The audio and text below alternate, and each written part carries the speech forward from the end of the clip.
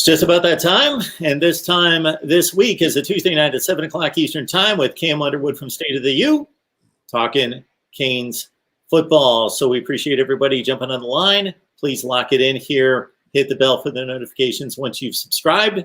Therefore, you know when the show is going to arrive each and every week. Leave your comments, your questions in the live chat. I will get to them. Cam, how are we doing tonight? Doing good. So, just enjoying another Taco Tuesday here in South Florida. So, going to have some tacos later. But, a little Miami Hurricanes football before that. Nice. Taco Tuesday in South Florida, where the temperature was what? In the 70s, 80s? One of the two. 80s. It's like 74 degrees right now. Okay. Beautiful. That's what I needed to hear. Sure. No big surprise there. All right. Well, for the last several weeks, you've been answering questions about, in particular last week, about who should the linebacker coach be. And we got the answer to the question. Now we need your evaluation on the hire. Yeah. So, obviously, Travis Williams left to UCF to be defensive coordinator, and then it ends up being a co-defensive coordinator spot. So there was an empty position on Miami's coaching staff. And so you shift some things around. You take John Patke from outside linebackers, and he's going to coach inside linebackers along with his special teams duties, which I know some people don't love. But when you have the best kicker in America and the second best punter in America, it's hard to discount the work done on special teams. No, the return game gains weren't the greatest. So there were some coverage issues sometimes, but can't mess with that. So he's going to stay there. And then you go and you bring in Ismail Aristide from Texas A&M, who's a defensive analyst over there, a tireless recruiter. Really, and Aristide's a Miami native. So that's another, native or Miamian or, someone from around here who's back on the staff. First time as an on-field coach at the college level, same with DeMarcus Van Dyke, but also like DeMarcus Van Dyke, really, really, really impactful in the world of recruiting for Texas A&M. Saw a lot of the players from Texas A&M who Aristide had been involved with recruiting and just around on campus, just had great things to say about him. Guys like Leon O'Neal, who was a high school All-American, one of the better safeties in the SEC. Some other guys from the Aggie land were saying things like that, or saying great things about Aristide. So, I think that he's, I think that he can be good here if given. And so Aristide's going to coach the outside linebackers. So those are going to be your strikers, if you will. I don't know what they call, but yeah. So your second level defenders on the edge there. So like your Gilbert Frierson, your Romeo Finley played that position. Hopefully we see some Amari Carter down to that position. Guys like that. But yeah, the real benefit is hopefully going to be in the world of recruiting. And, we've wanted Miami to have some ace recruiters for a while. There's usually been like one guy who can recruit in some very deficient recruiting positions. And that has had a negative impact on talent acquisition and recruiting and things like that. Even with Miami getting, top 20, top 15 classes, there's been still the whips, the misses of these elite guys locally at a lot of positions, especially on the defense. If you look at cornerback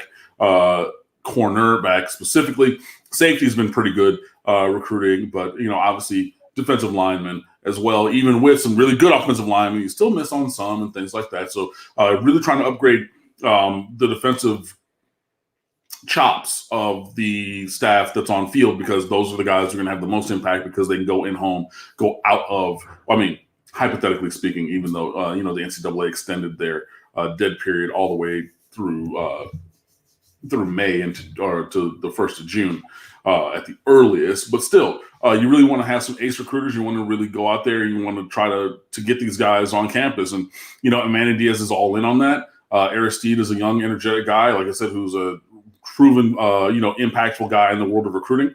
And giving him the on-field job as outside linebackers coach is a big step forward for him. I know some people were talking about Jamar Chaney, I believe his name is, from Mississippi State. who played there and everything, and he's like a linebackers coach or like an analyst who they were looking at maybe stepping up to this job at Miami, and that could have been a good option as well. But overall, I think the Aristide, bringing in Aristide is a good step. I'm not so sure about Pat Key coaching inside linebackers. Think of inside linebackers as if we're running a nickel or like a 4-2-5, the 2 in the middle. Though that's where you're talking about inside linebackers. I'm not sure about him coaching that position at this level. We'll see.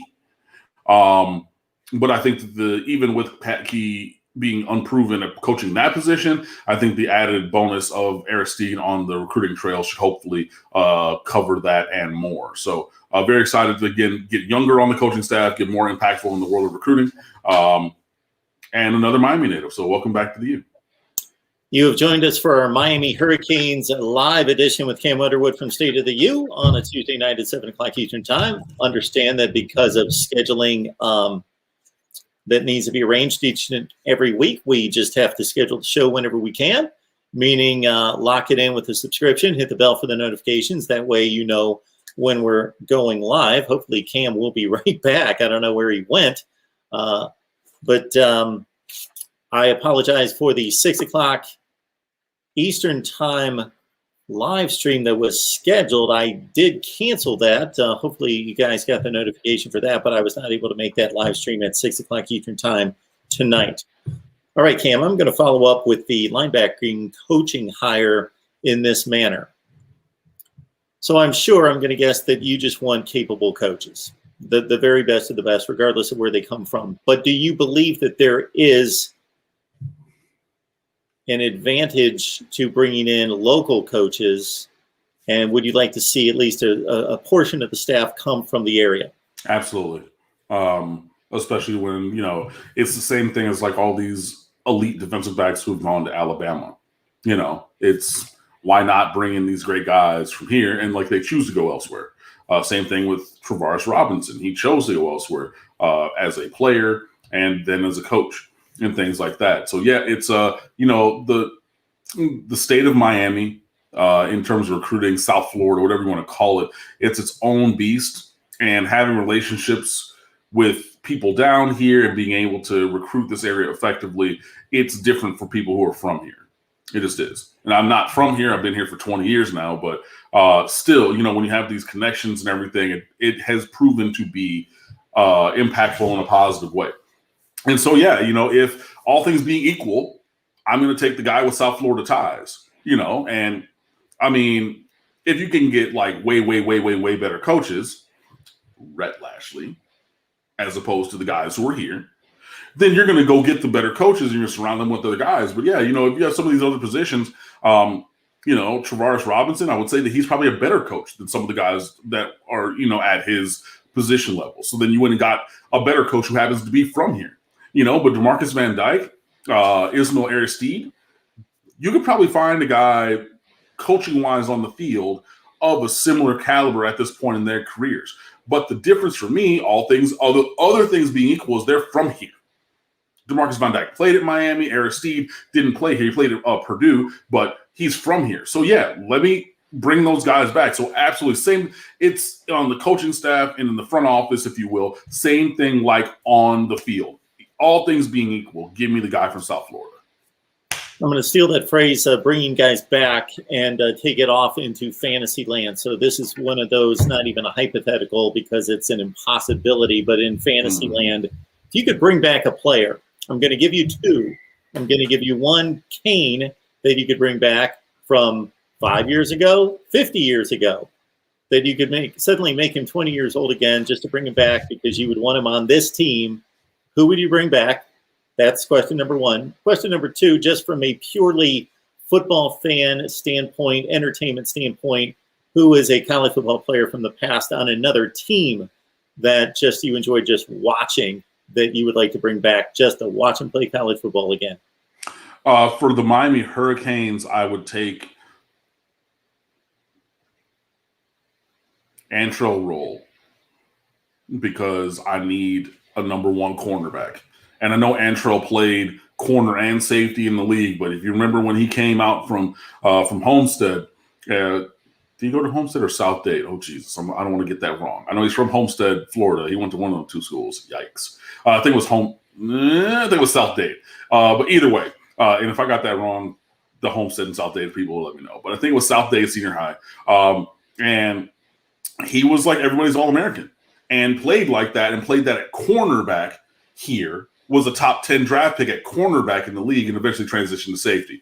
And with that being a position with a dearth of proven talent, that's a guy who I would bring back. And then if you're thinking in this year, you compare him with Tyreek Stevenson. You have two real big dudes at corner. You got Corey Couch inside playing, with them, everything.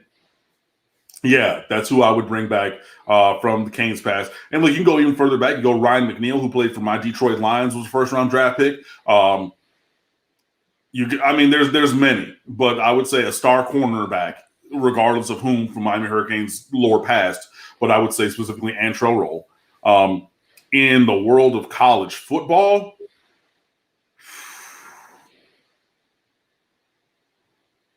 the world of college football is vast.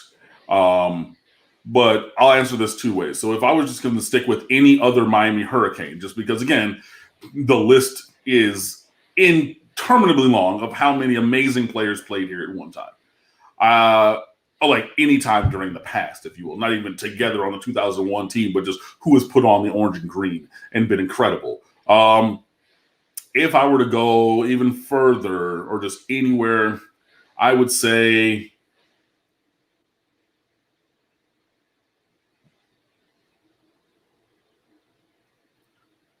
Jerome Brown, just because he was a bad man, a defensive tackle, and him being him on this team would elevate everyone around him.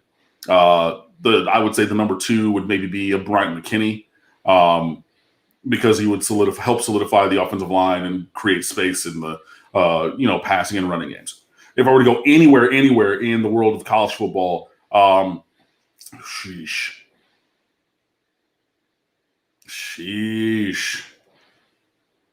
We talked about Charles Woodson, who might have the arguably greatest resume of any football player ever from anywhere. And he could do it all, and did and won a Heisman. So maybe that's a guy. And, hey, I used to root for the University of Michigan, so watched all those plays. And then maybe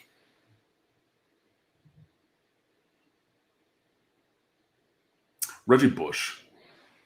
Because Reggie Bush at USC was he was different.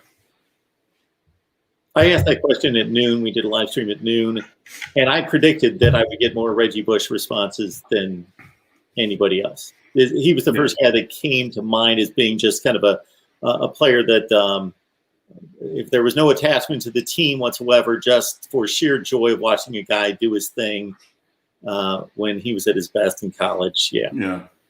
We could also go back and say Barry Sanders, but that was before the proliferation of cable. You could also say LaDainian Tomlinson, Garrison Hurst. Who was the other one?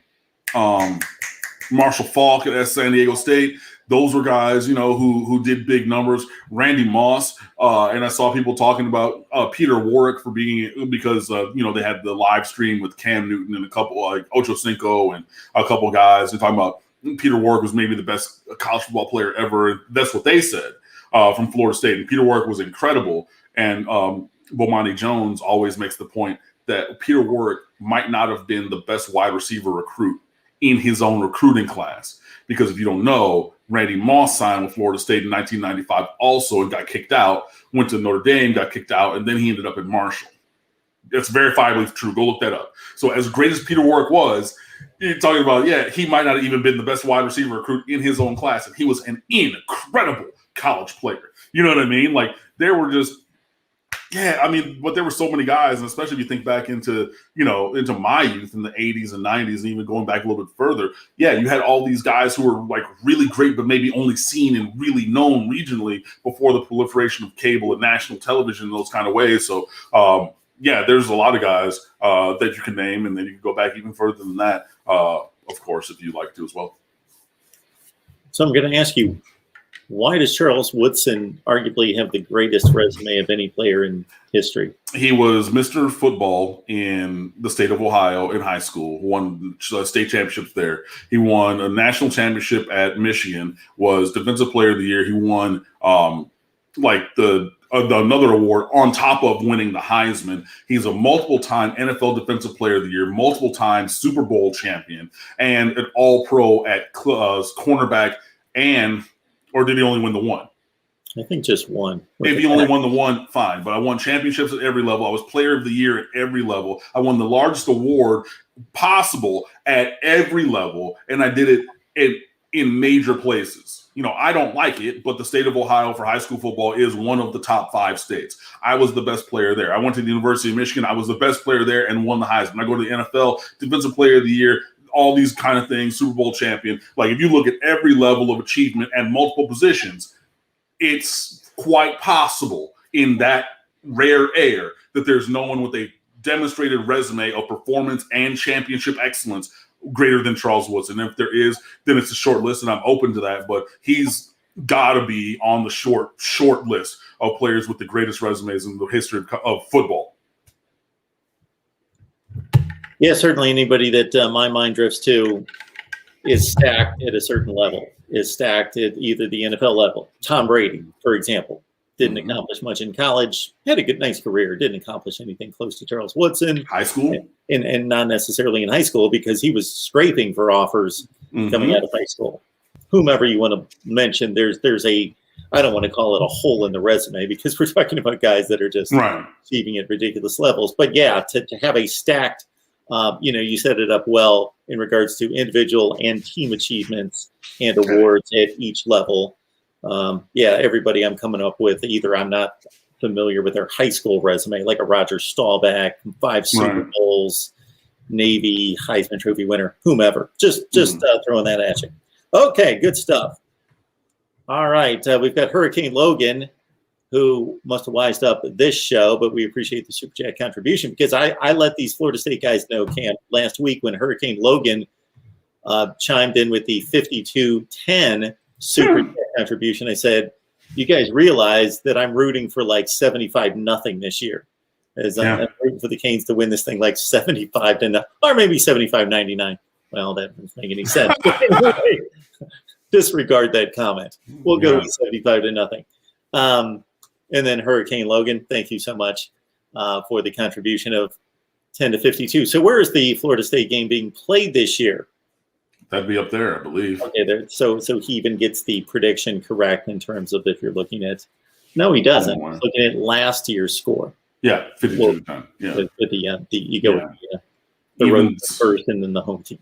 Evens are here, odds are there. So yeah. All right, folks, I would encourage you to leave your comments, your questions, your debate topics there in the live chat, and we will get to them. And again, I apologize, Cam, in terms of when does spring practice start? Because I know I asked you that question last week. Detroit Day, 3-1-3, March the 13th. That's right. Okay. Are you ready to carve through position groups then? We can hit it. Okay. You have a favorite, or do I just start from the top? Start wherever you want to. Okay. I'm going to go to a sore spot.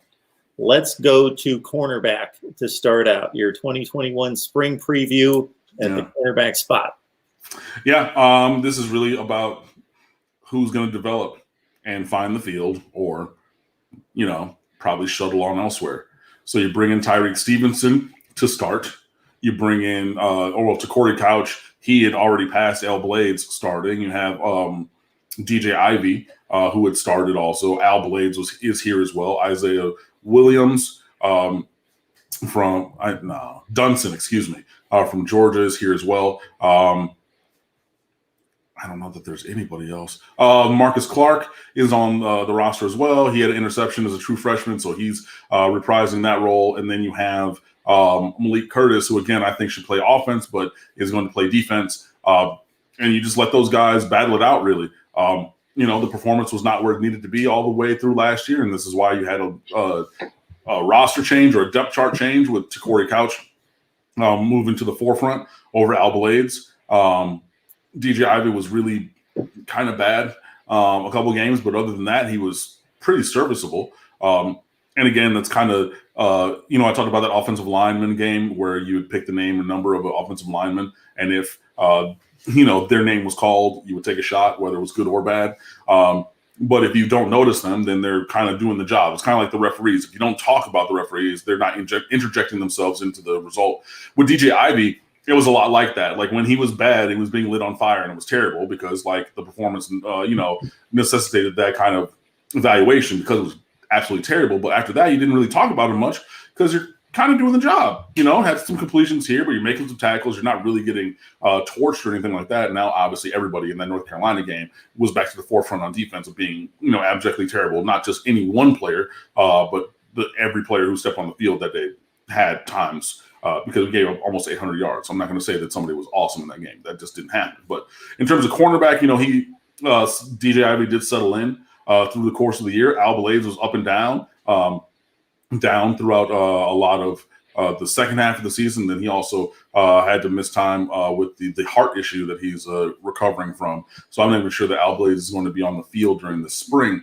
But that's another body at that position. And again, you can look it up. We already spoke about that and still continue to wish him a safe recovery as he continues to address that health issue. But in terms of the team on the field, there's still just there's snaps to be had. And there's the performance needs to improve, period. So whether that is with just DeMarcus Van Dyke's coaching abilities, whether that's him in tandem with Taraj Robinson, which I believe it'll probably be, to develop everybody in that defensive secondary, that'll need to happen. But, Tyreek Stevenson he's not the same as D'Eriq King, but the scenario is the same, as in he's brought in to start. Now, yes, you're starting at cornerback where you have multiple players, at the same position and multiple guys in the secondary. So it's not a singular focus. He's not going to by himself, I don't think, be a transformational player for the defensive side of the ball, as was D'Eriq King on the offensive side of the ball last year. But you didn't bring in Tyreek Stevenson to sit.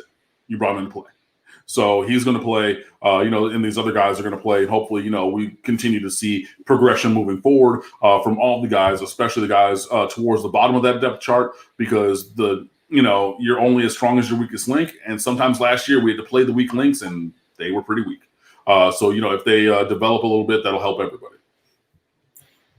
It becomes even more of a glaring shortcoming when you bring in a top 10 recruiting class that's strong at just about every position.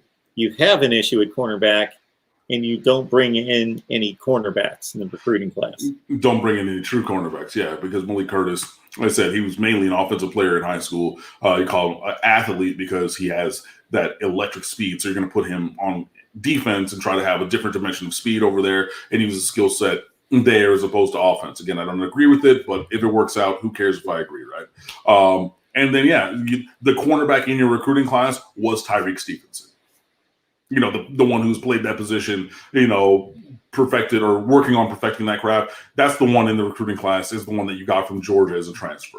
Because, Malik Curtis, hopefully he's quick on the uptake. But again, having mainly played offense, and yes, he did play some defense, but his expertise demonstrated in high school was more on the offensive side than the defensive side of the ball. So he really has, some, refinement to his technique that will be needed to layer that on top of his electric athleticism. So we'll see. But you have that top 10 class. You bring in a guy to play cornerback who mainly made plays on the offensive side of the ball. So the cornerback that you brought in this recruiting class, Tyreek Stevenson from Georgia. If he lives up to his recruiting ranking. Yeah. Third rated cornerback in the country, number 37 overall player in the country. Yeah. But again, he is a guy on the list of elite South Florida cornerbacks who chose to go elsewhere. And now he's made the decision to reverse course and come back south to Coral Gables. But he's on that list.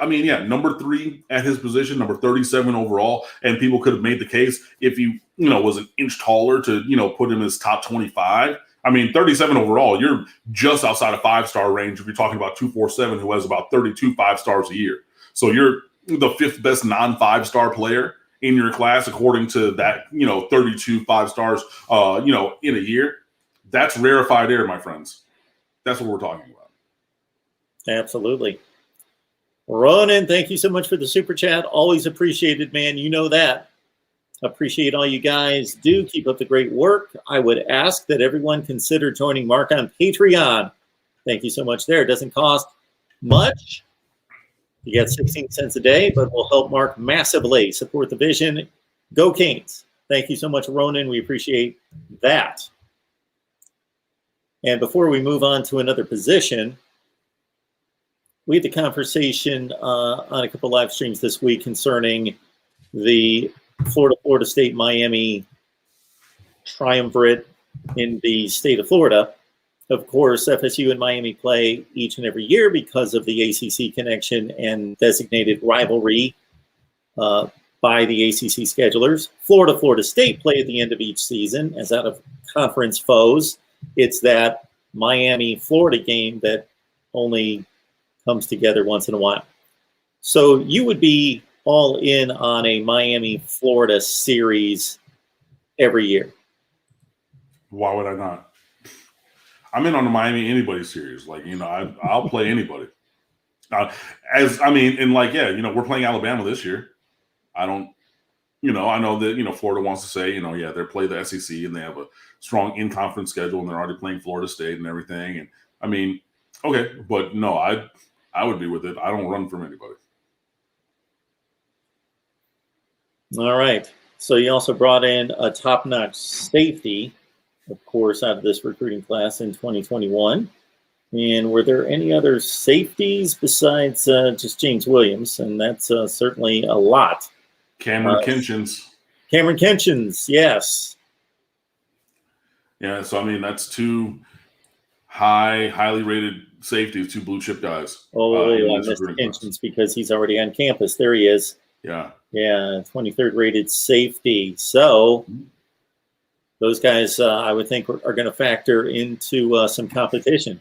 We'll see. This is the position that I said was the deepest on the roster ahead of last year. And I stand by that. You got guys who are really talented at safety. You got Bubba Bolden coming back, and early in the season, he looked like he was going to be, first-team All-American type guy. Defensive Player of the Year in the conference. He fell off his performance a little bit, and he kind of rebounded towards the end of the season. But he has elite kind of talent. Gervin Hall was another blue chip recruit as a safety. And he's not necessarily played all the way up to his potential here, but he's another elite kind of a guy. Amari Carter was at safety. Kind of stayed the same throughout his career, but maybe he'll play some outside linebacker. You have Avante Williams. You have Keontre Smith. You have James Williams. You have Cameron Kinchins. You have Brian Balaam, my former student from Miramar, who even came in that Clemson game after Amari Carter got booted and then started the next week, while he missed the other part of his suspension for targeting. So, even though Balaam was a 3-star guy, he's a guy who played a lot because he earned his way onto the field. We have a lot of talent at safety, and hopefully it's the best man plays. And there's a lot of numbers and talent to look at there to work itself out. So I think it should probably be for me, Bubba Bolden, and I hope that Gervin Hall takes a step forward.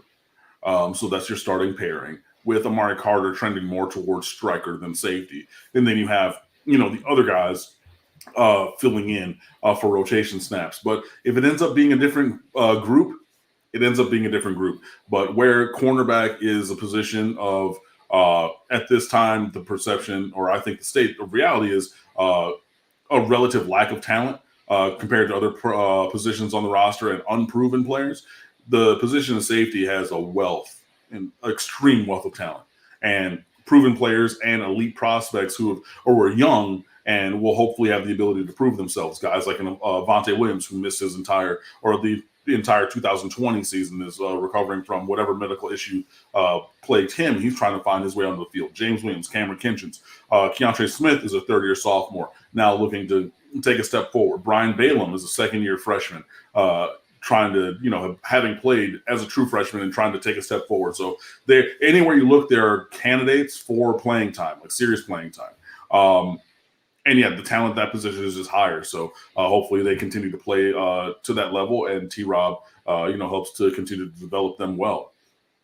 And with Avante Williams, of course, second-rated player at his position, safety, in that 2020 class, and the number one rated player in the class. Yeah. Hurricane Logan, thank you so much for another Super Chat contribution here. Hurricane, we appreciate that. Hearing Cam, you looking at this, Cam? Alicia Keys. Wow. I mean, I hope you mean about her piano playing and not her singing, because she desires to be a soprano. And I get it, because sopranos get the glory and everything. But she's not. She is squarely a mezzo-soprano alto voice, and keeps trying to do that soprano thing. And it's a little painful, to be perfectly honest. So hopefully you're talking about just kind of the composition of the music and maybe her keyboard playing. I would appreciate that. But in terms of voice, I think there's maybe a disconnect for her that I hope that I do not suffer from. But then again, my voice has been like this since I was 10, so I think that I have a pretty clear understanding of how it works at this point. I appreciate your honest take, and this is one of the reasons why. I am hooked on watching music reactions on YouTube. Have you ever seen these people watch videos and then they respond? And it's generally with the thought that they've never seen this particular artist's version of this song or whatever it is, typically. Then they just respond to it. They give you the reaction. I tend to come across these thinking that they're pandering to the fan base, thinking if we're doing this particular artist, I don't want to piss people off, I'm going to say it was amazing and it was fabulous. So I don't like people being derogatory to a mean degree. But at the same time, if you're reacting to a song, not all of us love every song we're going to hear. So I appreciate the honesty. So I'm guessing that Alicia Keys goes into falsetto when she's got to try to hit these. Yeah, she flips it to the head voice. Technically speaking, falsetto only exists for men, not for female voices. Okay. But yeah, so she'll flip it into a lighter take. Yeah, because it's just the way of the phonetics and things like that. Not phonetics, the sound resonation. So yeah, like, and actually people with baritone or low bass voices, their falsetto can go higher, like Prince or Freddie Mercury actually have really low speaking voices, but they can engage. It's called falsetto because you're not actually using your vocal folds. You're kind of using there's a notch in the back, like in between my fingers. Oh, we lost you, Cam. So again, Hurricane Logan. We'll not take off on music too long, but I could ask Cam, actually probably fill up an hour asking him questions about singing as much as I could about football. Sorry. Yes, sir. Yeah, so you're in the middle of the falsetto. So you're not using your entire vocal folds to vibrate. You're only using part of it to actually make the notes happen and everything. So, but with female voices, you can use a lighter technique. So basically making most of your resonation happen in your head, not your mixing or your chest voice. And so like female singers, if you have the ability, will do that to kind of extend their range without being full voice. Think of Whitney Houston as full voice, right? And think of that kind of sound as being the lighter technique, if you will. And Alicia Keys will do a lot of that. I love Alicia Keys' music. I think that there's a lot of great things. Songs Named Minor is great. She uses a lot of minor chords and seventh chords, which are really sonorous. And I resound, or I try to. I connect with those sounds and I go towards those things. But I will say, if you want to hear a clear example of Alicia Keys trying to be the lead soprano, the Whitney Houston, Mariah Carey star voice, and it not working out in the song, listen to the song Diary with Tony. And in the middle of that song, there's the I won't tell, and she's going back and forth, a duet with a male singer. And he sings circles around her. He sings her down, and she's trying to go and hit this place, and I'm trying to, can't just really bring the emotion. And and people have done memes about it and everything you see, and he sings circles around her. It's not even close. And that is like the worst. Yes. So this is mixed and this is manipulated. Oh no, but the levels to it. Like you could tell she's trying to do stuff and trying to hit these runs and really be emotive with it. And Buddy took it to a different level because he was on a different level of vocalist. And so then she was trying to so I guess he was feeling it and he stepped it up. So she's like, okay, I'm gonna step it up further. And he's like, oh, no. And I mean he shouted her down in a really, it's her song. And he took it over. But I would say listen to the last, I don't know, minute and a half of Diary. And you'll clearly hear where she's trying to be the star, like make this a moment, and somebody else with the better instrument was just like, nah, I got this. So I'm only going to ask one other question for the people that are saying get back to football.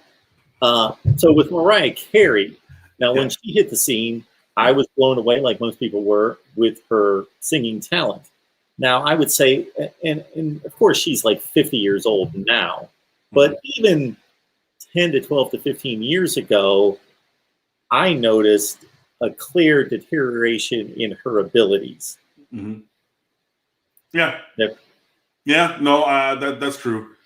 There's a great YouTube video. I think it's Mariah Carey lost her voice or something like that. Long story short, when you start phonation, that's talking, singing, shouting, whispering, it comes from friction in your vocal folds. So your vocal folds is not just one string. It's like this. So the air comes up from the pinky side, and it kind of does this thing, right?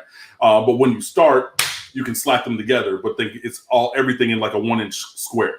So your glottal stop, that kind of and I'm not going to do it again, but that start to the onset, that will be negative, and that's how you get nodules or nodes like Adele had and had to have vocal surgery for it, things like that. And I think Mariah has had that repetitive use injury with those kind of onsets where that has affected her singing voice over the course of time.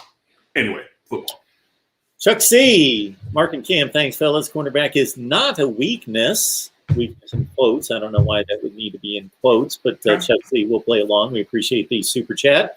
The glaring area that needs big improvement over 2020 is linebacker, least amount of flash. Yeah, no, linebacker does need improvement as well. And again, I've talked about this. I don't think that Miami was playing to the area of strength in linebacker, which was increased athleticism in terms of playing guys who were older, who are not as athletic and not as good. And you can sacrifice some athleticism when you can kind of just get the job done. Shaq Quarterman, Michael Pinckney were not the most athletic guys in the world, but they knew the scheme. They were always there, and they made the plays. And obviously, at the beginning of the 2019 season, it didn't happen necessarily like that for them in the Florida game and everything. And then Manny Diaz kind of had us talking to them, and they started getting back to basics. But last year, we didn't have guys like that, and it showed because those guys couldn't get there to get the job done. You know, Zach McLeod and Bradley Jennings, you know, I like them both as individuals, but grading their performance, whether it's by my naked eye, whether it's by missed tackles, whether it's by Pro Football Focus or anything, there was much to be desired. But the area of strength at linebacker right now is increased athleticism. Corey Flagg, Tyreek Austin-Cave, Sam Brooks, Avery Huff, those kind of guys. But you're not playing those guys. You're not putting them in positions to use that increased athleticism as a weapon. You're trying to use these guys who are not Quarterman and Pinckney, like their Quarterman and Pinckney, and that simply didn't work. So I agree that linebacker is another position that does need big improvement. But for me, I would say cornerback first and then linebacker second. But if you want to put that order reversed, or if you want to put cornerback further down, I think that you just have more faith in those corners than I do, but I won't fight you about it. I don't know who SEC Dog is referring to when he's talking about South Carolina venturing into Dade County and stealing a 4-star. I've looked at the 21 class. South Carolina actually had, this is inexplicable because Will Muschamp always signed classes around 15 to 20 in the country, and they were 78 with a coaching change, which is for an SEC team is just beyond believable. But they did not sign any 4-stars. Yeah, but who? Hold on. Maybe it's in the 20 class. They did have a bunch of transfer portal guys, and it's not showing me where they're from. Hold on. They had a ton of guys coming in the transfer portal. 8. Really? Well, I mean, they had a coaching transition and everything, and you lose even guys like T-Rob. So, yeah. The Rose kid from Hallandale. Oh, okay, yeah, one of the DBs from Hallandale. You let him go to South Carolina because you're looking at other guys. And again, this comes to the point where you got to make choices, man. You have to have a clear idea of who you want and who's going to fit. And there are too many guys in South Florida for us to get everybody. And at some point, you're going to fight for the ones that you want, but there's going to be other ones who you simply let walk, man. Every single year, where he's a 3-star, 4-star. I mean, I see on 247 that Rose is rated as a 3-star, but you got Edric Weldon from there. You got the other kid who just committed to Arizona State from Hallandale. That seems to be one of the positions or one of the schools that has a lot of guys at a couple positions. I mean, these are all defensive backs, but if we like somebody else, fine, we do. But like we cannot go after everybody because that would be an improper usage of resources because you can't take everybody either. So at some point you have to make a value call. You do. And I think that Anthony Rose from Hallandale, at least right now, seems like that judgment call of he's a good player. Could he eventually play here? Yes. However, we like other guys more in this class and right now. And especially at safety, yeah, we might take one or two. You're probably looking at taking 2 a year. But, I mean, look at the list of the guys who we've just gotten. Blue chip, and Brian Balaam, who's outplaying his ranking.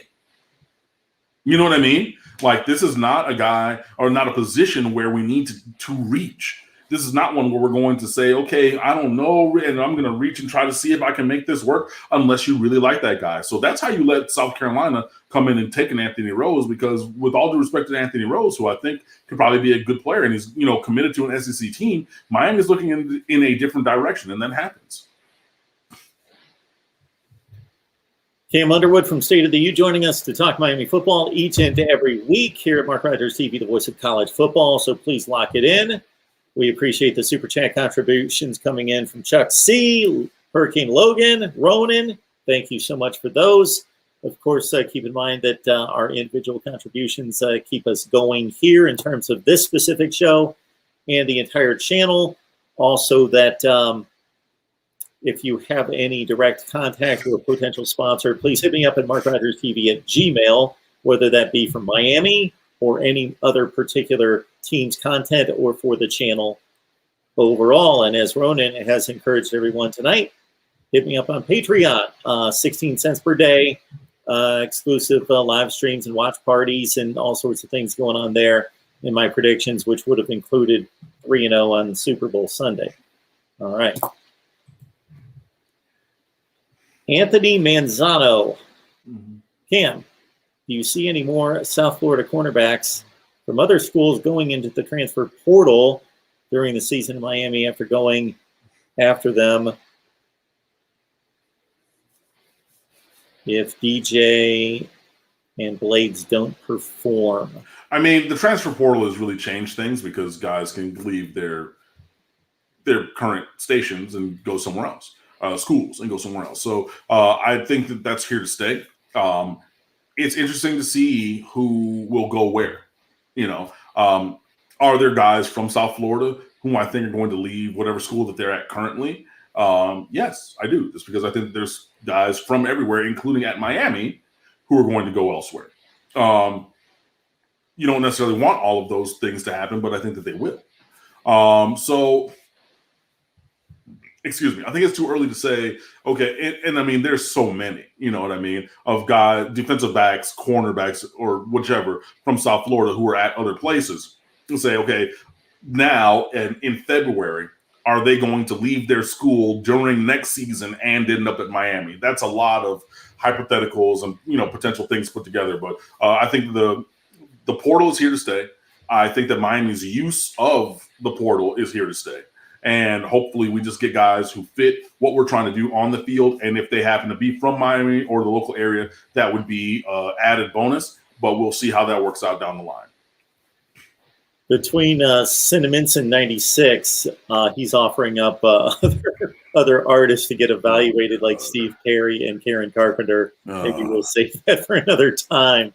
I mean, I did, and I mean, I still do, because it's not like I'm going to lose the knowledge or anything, but I did that professionally for a long time. We're talking about sports, man. Let me not do that, Jeez.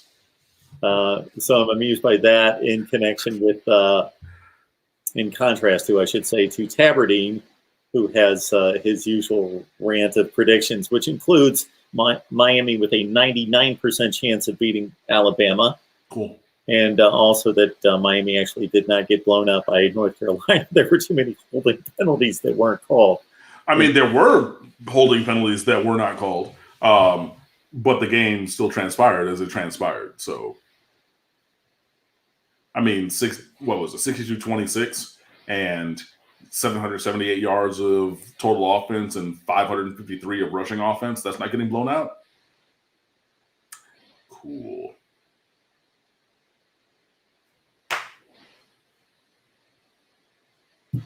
Where are we on time?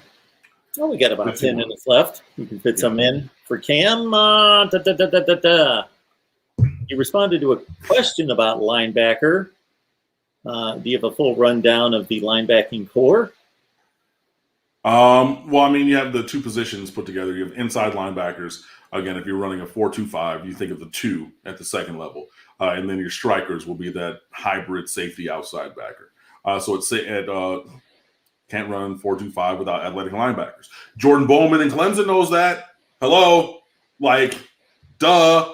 But the advantage that Miami has on the roster as opposed to past years is the athleticism of linebacker, and you choose to play the unathletic guys and have them run in space. How's that going to work? You saw how it worked. So, yeah, that wasn't great. In terms of your inside linebackers, I would like to see that be an open position, battle at least. You do have Bradley Jennings coming back. Zach McLeod can play there. He also flexed down to defensive end for the bowl game, so he can get experience there and maybe be a rotation guy. Tyreek Austin-Cade, Corey Flagg, Sam Brooks, Deshaun Trotman in this class, the Avery Huff. So you have options there. But again, I would like to see more athleticism at that side or at that position. And hopefully some of those guys are able to step up. At striker, you're looking at Gilbert Frierson and the rest. Hopefully a Keontre Smith has also played that position. He's very good. Amari Carter, I would like to see come down towards that striker position as opposed to being a middle of the field safety, just because I think it's a skill set a little bit more. And I think he might be less likely to get those targeting penalties, because I think that the targeting penalties were because he would traverse a far distance in the secondary, and then the targeting would happen at the point of contact. But if he were a little closer to the box, he wouldn't have so far to go, and that would then not have him target, if that makes sense. At least in my head, what I'm saying makes sense. I hope I'm saying it right. But hopefully Amari Carter will be on that side as opposed to the safety side. But again, there's talent there, but we need to coach them up. Hopefully Ishmael Aristide is helping to continue to have the striker position play well, and hopefully John Packey can help unlock the key to improve performance from the inside linebackers as well. So Anthony is also asking whether Miami struggles in recruiting the inside linebacker position. Yeah, totally. And I think it's because of trying to keep up with the Joneses of the world and not necessarily leaning into where we need to be. But again, you get guys like Sam Brooks and Avery Huff, for example, who are like the real where the athleticism is increased at that position. Those guys, Corey Flagg is more athletic, than some guys in front of him. So is Tyreek Austin-Cade. Those four guys in the last two classes, well, not this class, but previous classes. But you're playing them some rotation snaps, but you're not playing them as the foundation of the defense. So you're addressing it because by keeping up with the Joneses, I mean, you're going to try to get those Alabama-sized guys. You know what I mean? 6'3", 240, things like that. We're not an Alabama-sized team, so we're not going to have – I mean, a guy of that size in Miami probably plays defensive end, to be perfectly honest. And then you miss out on guys who maybe have the athleticism to play at that level, like a Justin Flo, who ended up staying on the West Coast and going to Oregon. And Miami was involved in that recruitment all the way to the end. But, you know, you probably miss out on some other guys because you're not all in, but you're heavily in on Justin Flo. But you don't get those guys. So, again, you have these guys who have increased athleticism, but you don't play them. So the struggle is getting these everybody's All-American linebacker.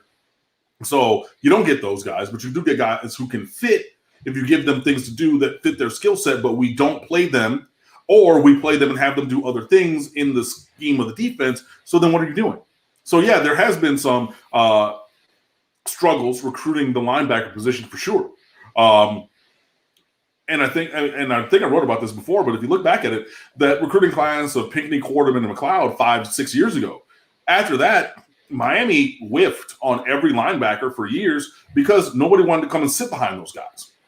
So even as they're sophomores in college, figuring, okay, let's go get a good class. So maybe not the year right behind them, but 2 years behind them, so that they could, this next class can be freshmen their junior year, maybe redshirt freshmen or sophomores their senior year and ready to take over. We didn't even have that happen. They got to their junior year. We didn't have that happen. It came to their senior year. And then it was like, okay, we'll maybe get some guys, Avery Huff, Sam Brooks, and see what happens down the line. But it got to the terminal end, and there was no ready-made replacement because everybody behind them that you tried to recruit, you did not get. Because you say, look, we're not going to come and sit behind these guys because they started from day one. They're going to continue to start from day one, since day one until day last. And where's there going to be playing time for me? And so, yeah, you didn't have that stacking classes, not even year over year, but even, you know, in a 2-year blocks. You didn't have that in linebacker. You got the class of Quarterman, Pinckney, and McLeod, and then pretty much not a damn thing. And, yeah, that's a struggle.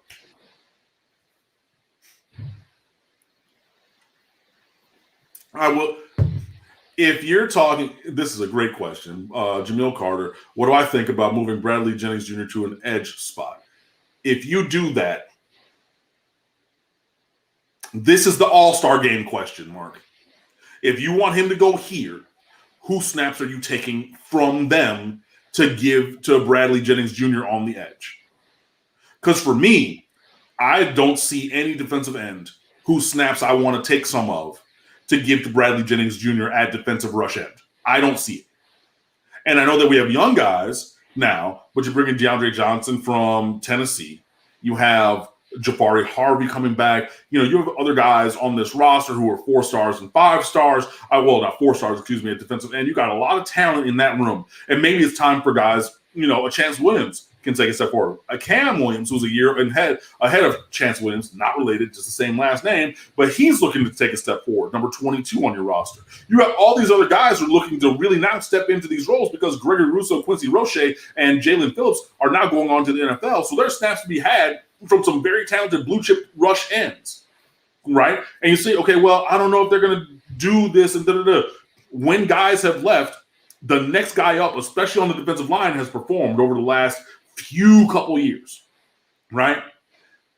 So get out of here, sorry. Of those guys, are you going to take snaps from at defensive end and then give them to Bradley Jennings Jr.? I'll put it to you like this. 2 years ago, would you have taken snaps from Gregory Rousseau if given that choice? And I know what you're going to say. Well, the coaches took snaps from him because they didn't start him until such and such a game. Yeah, because they were playing stupid roster games. But you and I don't have to play stupid roster games. Oh, this guy's great in the classroom, and he did his thing during mat drills. And da-da-da-da. This guy is 6'6", 270, and got an 18-foot wingspan. And he gets there every time. Play him. So look at this roster right now and think, if you have somebody who can develop to, okay, maybe not be Gregory Rousseau, who's first-team All-American, fine. But a guy who can be second-team All-ACC-ish or higher in terms of their performance and production, which, again, over the course of time, we've seen guys develop into that when given starting roles. Whose snaps are you going to take away to give to Bradley Jennings Jr.? For me, it's nobody. So I do see, well, yeah, he was kind of productive in blitz packages and things like that. Maybe you just find ways to use that interaction for him at that second level. But at the first level, at defensive rush end, I'm going to let those guys cook, especially with Jess Simpson, who at our defensive line is the best one in America in 2018. I'm going to let all those guys at defensive tackle, defensive end, I'm going to let that work. And I'm going to leave these other guys out of it because we have the talent for him to really make some things shake with the defensive line. So, no, I'm not going to cede snaps from any CEDE takeaway. I'm not going to take any of those snaps away from any of those guys to give them to Bradley Jennings Jr. just because I like him blitzing a couple times. You know what I'm going to do? I'm going to call blitzes at great times for number 44 from that second level, if it's me. Cam, what player on this roster has the most space between their current production on the field and the ceiling? Ooh. Who should be giving you more? Question. Like in a immediate time frame, or are we talking like in the course of their career? Like, because if you're talking about between performance now and performance by the time that they're done, obviously I'm going to say a young guy. But if you want to say like a starting level player, like an upperclassman between where I think they should be. Yeah, I'm going to say somebody who's been on the field enough to say, okay, this is what they're giving us game to game to game versus they should be this good.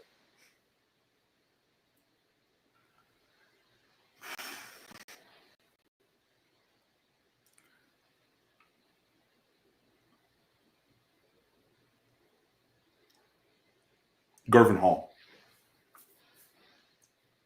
Yeah, Gervin Hall, blue chip recruit. Everybody in America wanted him. He's a guy who, you know, Nick Saban likes to charter helicopters when he goes and recruits places. And famously took the helicopter, landed it on the football field at Palm Beach Lakes when Gervin Hall was at Lakes to go recruit him and everything. You know, yeah, he's 5'11", 195, 200 pounds at safety. You know, we let him wear the number 26, and maybe we should just retire 26 so that we don't have these guys have this expectation of that number after Sean Taylor. And he's, you know, in his third year now and everything like that. But yeah, I would say between where I think his ceiling is and what we've seen from him, I would say the disparity currently would be Gervin Hall.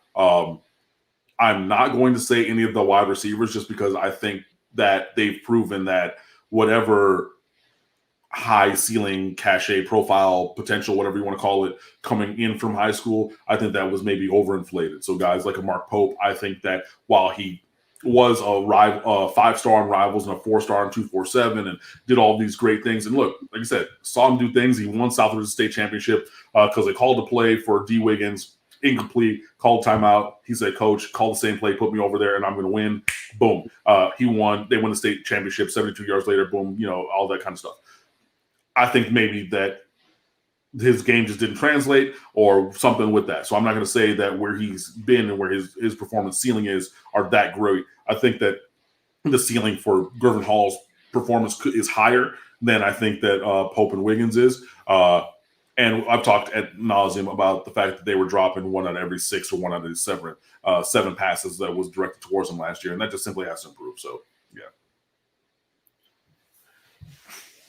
Sentiments, and hopefully just having fun with the chat here and saying basically that the Flutie Hail Mary in 1984 has derailed the program and it's never recovered, especially considering Miami won all but one of its national championships after that play.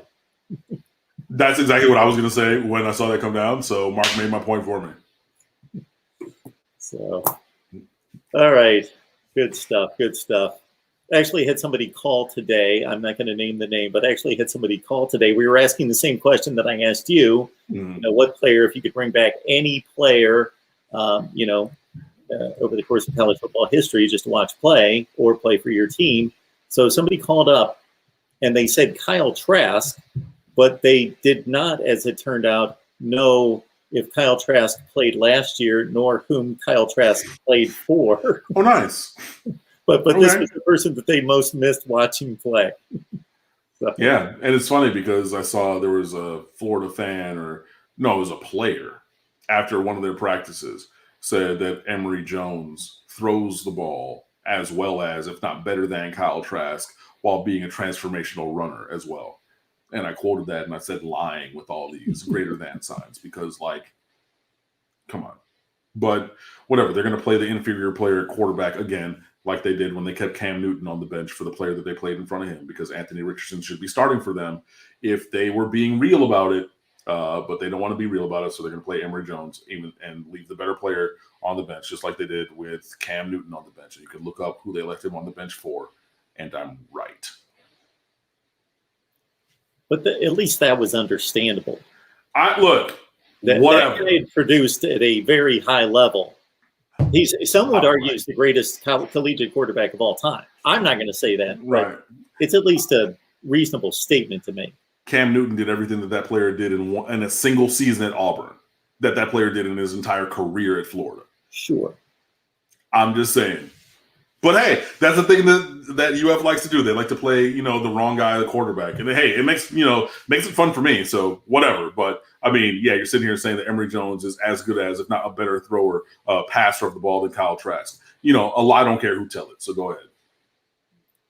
Every time I saw them bring Emory Jones into the ball game in certain packages, it wasn't like a Justin Fields situation at Georgia where they just refused to let him throw the ball. It was like ridiculous. They let him, but they only gave him about 3 different throws to make. It was always the same throw. Mm-hmm. They keep it within the numbers, and it's pretty easy, like slant or obviously just but screen to the again, side. Let the liquor tell it. According to one of their players, he's a better passer of the ball than Kyle Trask. Just know that. Well, we're gonna see. I guess so. I haven't seen it in the 25 passes that I've seen him throw. Yep. There was somebody who was screaming at me in my mention saying that I said that De'Aaron King was a top 2-round draft pick. I didn't say that, guys. I said that he's a top 5, maybe a top 3 returning quarterback in college football. He's one of the best quarterbacks in college football. Mm-hmm. I did not say anything about him being a first-round draft pick. No. I didn't say any of that. So if you think that I did, you're ascribing the thoughts of others.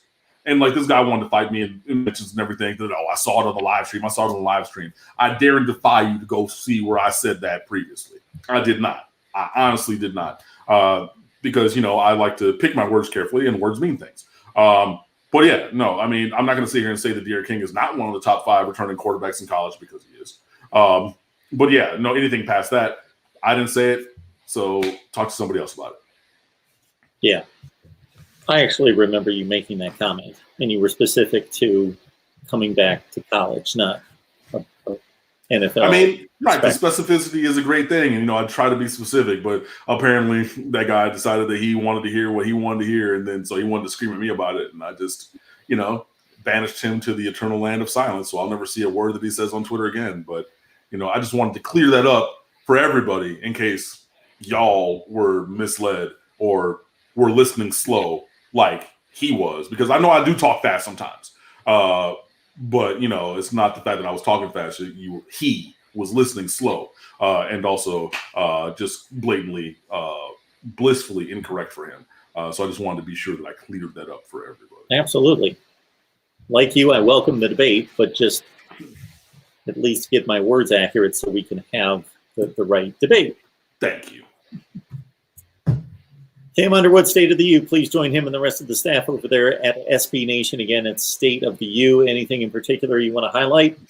Not really. We're just in the lab. We got baseball season. John Reynolds is quarterback in that coverage for us, so he's done a great job even from when he joined us as a high school kid a couple of years ago. Covers Miami baseball better than almost anybody. We got Wyatt Koppelman with men's and women's basketball coverage, so doing that to an elite level, even though our men's basketball team is not playing to an elite level. And then still just diving in with talking about football, heading up until Detroit Day 313 for the beginning of spring practice. So we got plenty of stuff over there. Come on over and fan with us, and we'll talk to you guys soon. Cam, we always appreciate it, man. Good stuff as always. No problem, guys. We'll talk more music next week. Do that. See you. Cam Underwood, State of the U. I'm going to hang on just to answer a couple questions and let you know what's coming up the rest of the week, which is a Wednesday in which we've had to shuffle the schedule just a bit. So Wednesday, right here at MarkRogersTV, the voice of college football, Ohio State Buckeyes live at noon Eastern time. And then we come back with our call-in show at 8 o'clock Eastern time on Wednesday night. So again, noon Eastern time, Ohio State Buckeyes live right here tomorrow, Wednesday. And then 8 o'clock Eastern time, our call-in show. And we'll have, of course, some riveting topic to throw your way. But as you know, you can call me about anything concerning college football. Thursday, we've got Uncle Lou and myself right here, noon Eastern time on Thursday. So lock it in for that. And then Thursday at 4, we've got the Wholesome One and another Miami live show at 4 p.m. Eastern time on Thursday. Then at 5:30, Florida State Seminoles live. Thursday night at 5:30. Clemson, we're going an hour on Clemson live at 7 o'clock Eastern time on Thursday. So again, Wednesday at noon, Ohio State Buckeyes live. 8 p.m. call-in show. Thursday at noon, Uncle Lou right here. 4 o'clock, the Wholesome One in Miami live.